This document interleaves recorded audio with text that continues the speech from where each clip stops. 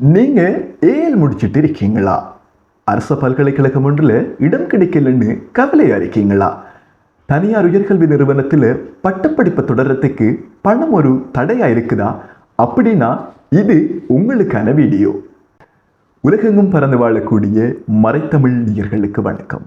நான் உங்கள் ஆர்ஏ மிது. எங்களோட சேனலுக்கு நீங்கள் புதுசாக வரீங்களா இருந்தால் கண்டிப்பாக சப்ஸ்கிரைப் பண்ணிவிட்டு பக்கத்தில் இருக்க பெல் ஐக்கனையும் கிளிக் பண்ணி வச்சுக்கொள்ளுங்க. அப்போ தான் நாங்கள் போடுற இது மாதிரியான வீடியோக்கள் உங்களோட நோட்டிஃபிகேஷனுக்கு அப்பப்போ வந்து சேரும். இப்போ வாங்க வீடியோக்குள்ளார போகலாம். எங்கட நாட்டின் கல்வி அமைச்சுக்கு கீழே மினிஸ்ட்ரி ஆஃப் ஹையர் எஜுகேஷன் வட்டி இல்லா கடன் திட்டம் ஒன்று கொண்டு வந்திருக்காங்க.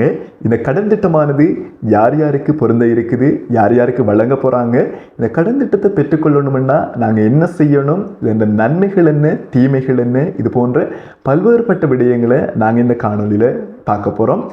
இது முக்கியமாக ஏஎல் முடிச்சுட்டு வீட்டில் இருக்கக்கூடிய அந்த மாணவர்களுக்கு, அந்த இளைஞர் யுவதிகளுக்கு இந்த வீடியோவானது மிகவும் பயனுள்ளதாக இருக்க போகுது. ஆகவே நீங்கள் ஏஎல் முடிச்சுட்டு இருக்கீங்க, இல்லை உங்களோட வீட்டில் யாராவது ஏஎல் முடிச்சுட்டு இருக்காங்கன்னு சொன்னால் கடைசி வரைக்கும் ஸ்கிப் பண்ணாமல் பாருங்கள். அப்போ தான் இதன் முழு விளக்கமும் உங்களுக்கு சரியாக விளங்கக்கூடியதாக இருக்கும். கடந்த 2022, 2023, 2024 ஆண்டுகளில் உயர்கல்வியினை தொடர்ந்து பல்கலைக்கழகத்துக்கு தெரிவாகாது ஆனால் சித்தியடைந்திருக்கக்கூடிய இன்னொரு உயர்கல்வி நிறுவனம் ஒன்றில் தங்களுடைய பட்டப்படிப்பை தொடரணும் என்று நினைக்கிற, ஆனால் அதுக்கு ஒரு பணம் ஒரு தடையாக இருக்கக்கூடிய அப்படிப்பட்ட மாணவர்களை மையமாக கொண்டு இந்த கடன் திட்டமானது வழங்கப்பட இருக்குது. இந்த கடன் திட்டத்துக்கு எப்படி தகுதி பெறுறாங்க அப்படி என்ற விஷயத்தை நாங்கள் பார்த்தோம்னு சொன்னால் 2022, 2023, 2024 ஆண்டு கால பகுதியில் இவங்க உயர்கல்வியில் தோற்றியிருக்கணும். தோற்றின முதலாவது அமர்விலேயே இவங்க 3 சித்திகளை பெற்றிருக்கணும். இதற்கு மேலதிகமாக ஜெனரல் நாலேஜ் பாடத்திலே 30 புள்ளிகளுக்கு குறையாமல் பெற்றிருக்கணும். அதோடு சேர்த்து எதிர்வருகின்ற அவர்களுக்கு இருக்கக்கூடிய தகுதிகள் அடிப்படையில் எதிர்வருகின்ற 2026 ஆண்டினுடைய பிப்ரவரி மாதம் 22ஆம் தேதி பார்க்கும் பொழுது அந்த மாணவன் அல்லது மாணவிக்கு 25 வயதுக்கு குறைவான வயதாக அவர் இருக்க வேண்டும். இந்த கடன் திட்டமானது எப்படி அமையப்போகுது அப்படின்னு பார்த்தோம்னு சொன்னால், இந்த கடன் திட்டமானது முற்றுமுழுதாக 12 வருட கால வட்டியில்லா கடன் திட்டமாக அமையப்போகுது. ஒரு பட்டப்படிப்பை தொடர்ற ஒரு மாணவனுக்கு 12 வருட காலத்துக்குமான வட்டியினை அரசாங்கமே செலுத்தி கொள்ளும் என்ற விஷயத்தை சொல்லியிருக்காங்க. அதற்கு மேலதிகமாக அந்த மாணவனுக்கான வாழ்க்கைக்கான செலவு படியாக ஒரு வருடத்துக்கு 75,000 ரூபாய் வீதமாக 4 ஆண்டுகளுக்கும் மொத்தமாக 3 லட்சம் ரூபாய் பணம் அதுக்காக வாழ்க்கை செலவு படிக்காக வழங்கப்பட இருக்குது.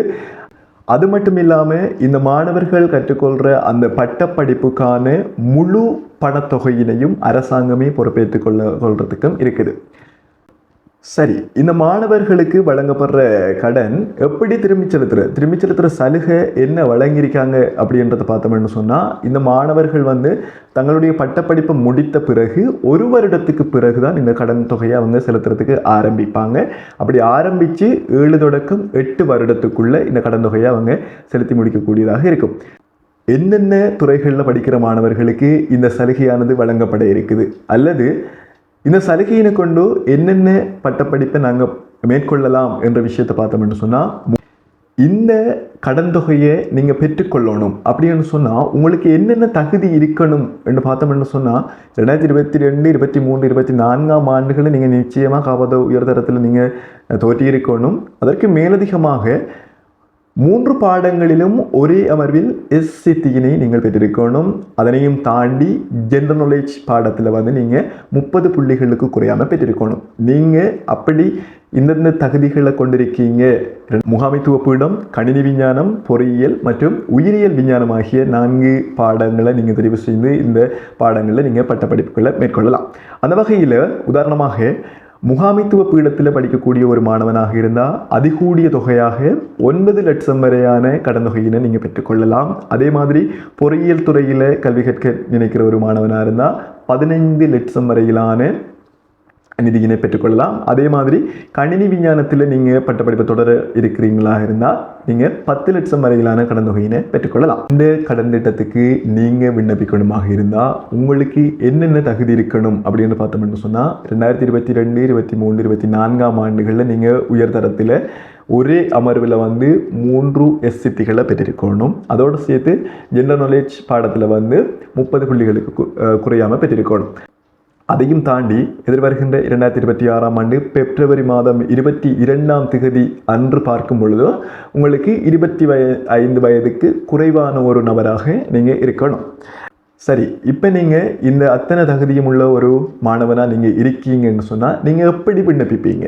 நீங்கள் விண்ணப்பிக்கிறதுக்காக வேண்டி www.studentsloans.mohe.gov.lk என்கின்ற இணையதளத்துக்குள் நீங்கள் பிரவேசிப்பதன் வாயிலாக நீங்கள் ஆன்லைனில் இந்த விண்ணப்பத்தை பூர்த்தி செய்யலாம் என்ற விஷயத்தையும் நாங்கள் சொல்லிக்கொள்கிறோம். இதற்கான தெரிவு வந்து நீங்கள் விண்ணப்பிக்கின்ற எல்லாரையும் வந்து இதுக்காக தெரிவு செய்ய மாட்டாங்க. இத்தனை தகுதிகளும் உங்களுக்கு இருக்குன்னு சொன்னால் நீங்கள் இன்றைய நாள் 2025ஆம் ஆண்டு நவம்பர் மாதம் 1ஆம் தேதியிலிருந்து ஆன்லைனில் விண்ணப்பிக்கிறதுக்குரிய மாதிரி எங்களோட அரசாங்கம் செய்திருக்காங்க. ஆகவே நீங்களும் இன்றைய நாளிலிருந்து நீங்கள் ஆன்லைனில் விண்ணப்பிக்கலாம். நீங்கள் விண்ணப்பிப்பதற்காக வேண்டி www.studentsloan.mohe.gov.lk என்கின்ற இணையதளத்துக்குள் சென்று நீங்கள் ஆன்லைனில் இந்த விண்ணப்பத்தை பூர்த்தி செய்யக்கூடியதாகவும் இருக்கும். இப்படி நீங்கள் பூர்த்தி செய்கிற பட்சத்தில் உங்களை எப்படி அவங்க தெரிவு செய்து எடுப்பாங்க அப்படின்றத பார்த்தோம்னு சொன்னால், விண்ணப்பங்களை பூர்த்தி செய்கிற அனைவரையும் நிச்சயமாக எடுக்க போகிறதில்லை. இந்த விண்ணப்பிக்கின்ற மாணவர்களினுடைய Z புள்ளிகளின் அடிப்படையில் தான் இந்த கடன் திட்டத்தை அவங்க வழங்குறதுக்கும் இருக்காங்க என்ற விஷயத்தையும் நாங்கள் சொல்லிக்கொள்கிறோம்.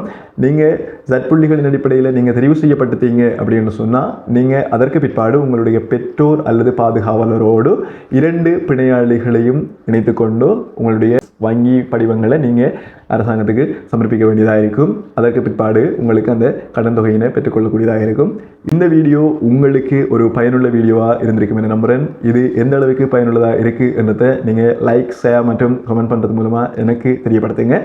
நிச்சயமாக இதே போன்ற மற்றொரு காணொலியின் வாயிலாக சந்திக்கும் வரை உங்களிடமிருந்து விடைபெற்றுக் கொள்கின்றோம். வணக்கம்.